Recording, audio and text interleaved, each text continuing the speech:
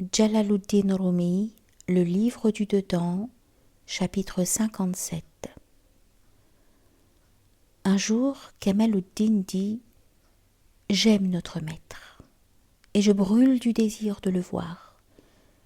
Je ne me souviens même pas de l'au-delà.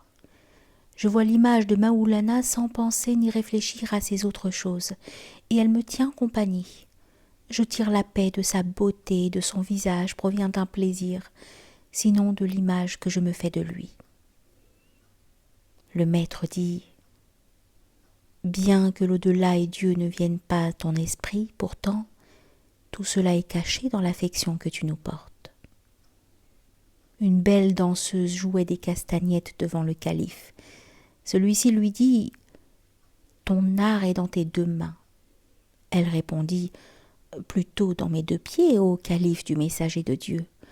L'excellence est dans mes mains parce qu'elle est aussi dans mes pieds. »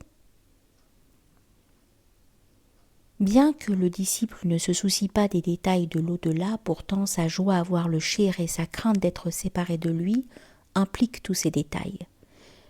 De même, quelqu'un qui caresse son enfant ou son frère et qui l'aime, bien que la qualité de fils ou de frère, l'espoir de fidélité, la compassion, l'indulgence et l'amour pour lui, le résultat de ces sentiments et le reste des profits que les parents espèrent de leurs parents, bien que rien de tout cela ne vienne à son esprit, pourtant tous ces détails aussi sont implicitement contenus dans ses rencontres et ses entretiens. De même que l'air est caché dans le bois, même si le bois se trouve dans la terre ou dans l'eau, là où il n'y a pas d'air, on ne peut y mettre le feu, parce que l'air est l'aliment et la vie du feu. Ne vois-tu pas qu'avec le souffle il prend vie ?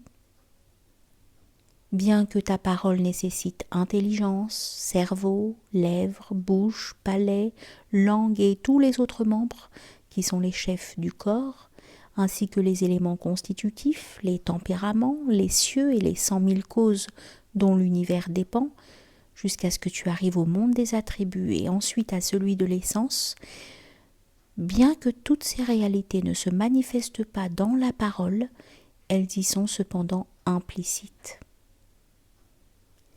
Chaque jour, 5 ou 6 fois, la déception et le chagrin arrivent à l'homme sans qu'il le veuille.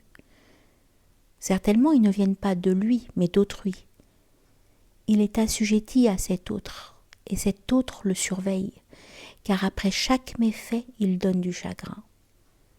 Sans surveillant, comment pourrait-il donner ce qui convient ? Or, malgré toutes ces déceptions, la nature de l'homme n'admet pas et ne tolère pas d'être sous le contrôle de quelqu'un. Dieu a créé Adam à son image. En lui, la qualité divine, contraire de la qualité de créature, a été déposée. Souvent, l'homme est frappé sur la tête, et pourtant, il n'abandonne pas cette obstination empruntée. Il oublie vite ses déceptions, mais cela ne lui profite pas. Jusqu'au moment où lui est donnée en propriété cette qualité déposée en lui, il n'échappe pas au châtiment.